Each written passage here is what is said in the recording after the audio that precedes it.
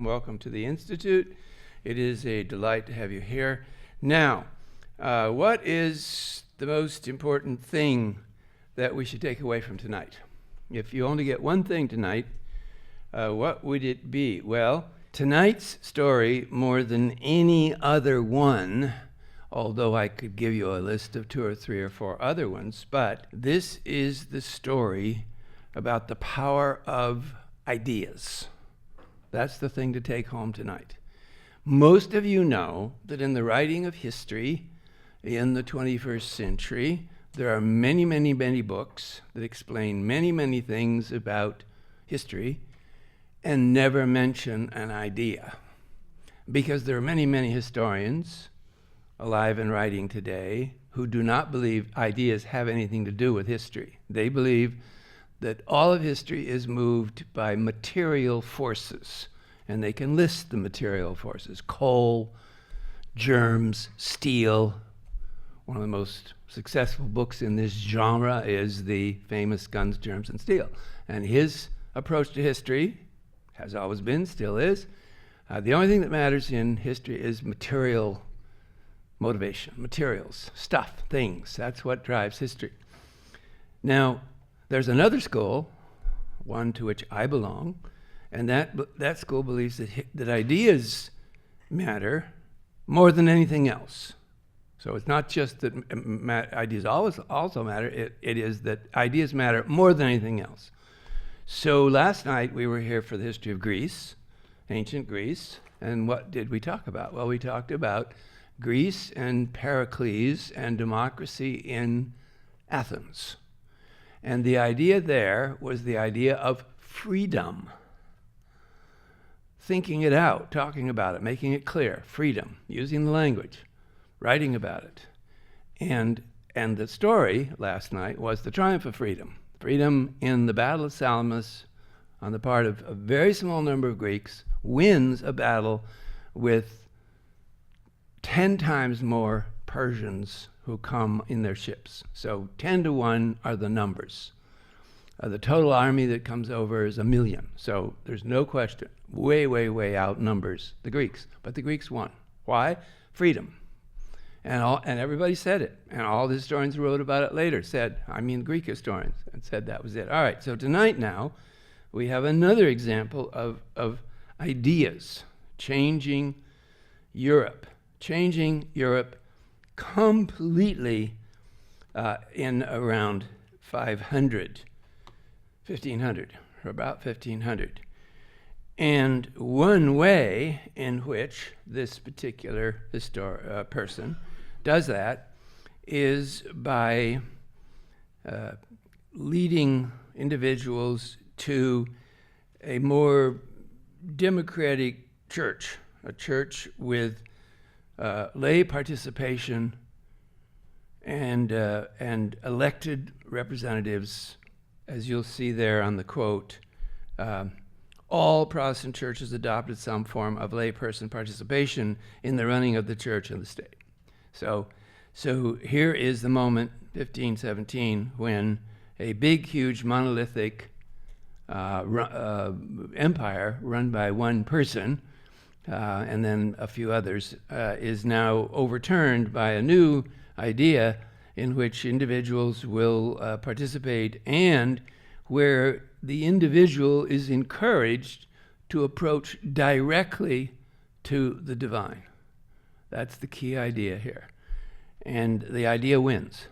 So the Lutheran Reformation is the best example I've ever seen in history of the triumph of ideas, the triumph of an idea. Luther definitely does not have the troops, he does not have the army, he does not have the money, he does not have the power. It's just an idea and, what we talked about 2 weeks ago, a printing press.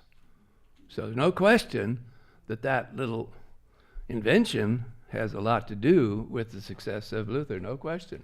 But it's the idea that triumphs.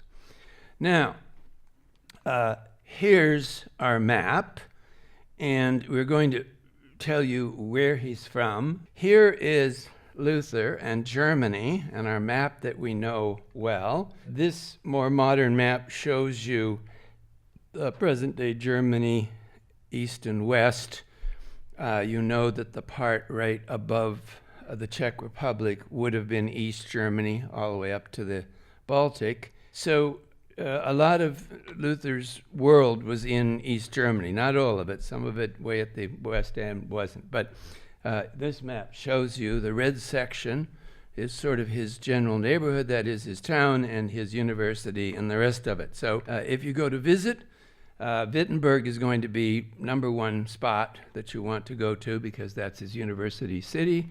It's all still there. And one just fascinating little detail about Wittenberg that I always find amazing is that when Shakespeare wrote Hamlet, he included the fact that Hamlet had studied at Wittenberg, the University of Wittenberg. That's a wonderful, brilliant little nugget that Shakespeare understood because he was suggesting that this Danish Hamlet had studied at this very, very provocative and hot university that gives Hamlet ideas.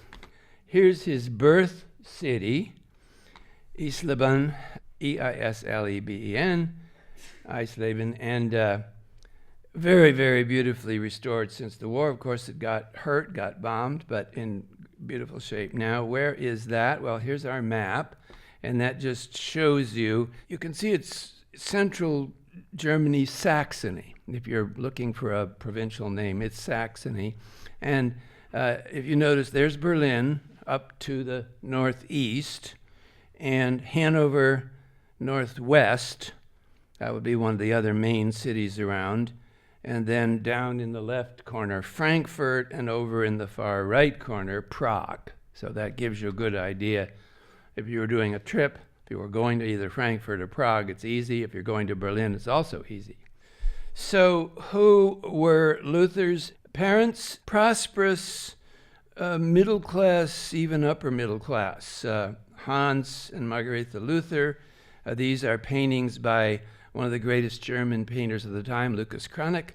Naturally, as the Luthers progressed and he became more and more famous, then they're in touch with some of the greatest artists around, Dürer and Cranach and others. So there are lots of portraits of the different Luthers at different times, including his wife and his later life. He was born in 1483. This extraordinary iPhone photo of him when he was born has survived in the archives through World War II. Anyway, his birth date, 1483, it's nice to imagine some of the other people born around him. So one would be Raphael. Raphael is born almost the same year. Michelangelo's 10 years older. Catherine of Aragon is almost the same year. And Cortez, Hernan Cortez, who will be famous and powerful in the 1520s, 30s, 40s, born same year. This generation is born in the late 1400s, in the 80s, and then grown-up adults in the early 1500s, 1510 or so. Father was a minor entrepreneur, successful, making money. This is not a family that's hard up. And he has big plans for his son. He wants his son, who is brilliant, right, from childhood, to go to law school and be a lawyer. Naturally, he needs a lawyer in the family. He's got lots of property. He wants to make sure. So in 1501, young Martin, age 19, goes off to the University of Erfurt. This was one of the good ones, one of the very good universities close by. Remember, he's going to teach later at Wittenberg, so that's a different university. Erfurt was an old German university, very good one, close to their city, so a good choice. And he said, entered the University of Erfurt, was described as a beer house and a whorehouse.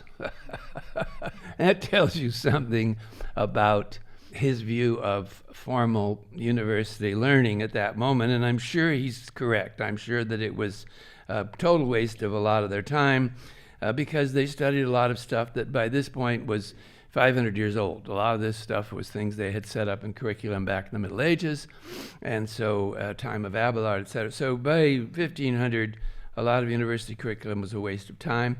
The thing that was useful was Latin and Greek, but they should have learned that back younger, and they usually did. got a master's degree in 1505. In 1505, he was now on his way home from his university time. He was going back to be with his parents, and a terrible storm struck around him. Rain pouring down, and lightning begins striking, of course, a tree and close to him. And so he throws himself on the ground, and he prays to Saint Anna, "I will become a monk if you save me." And so he prayed, and the lightning relented.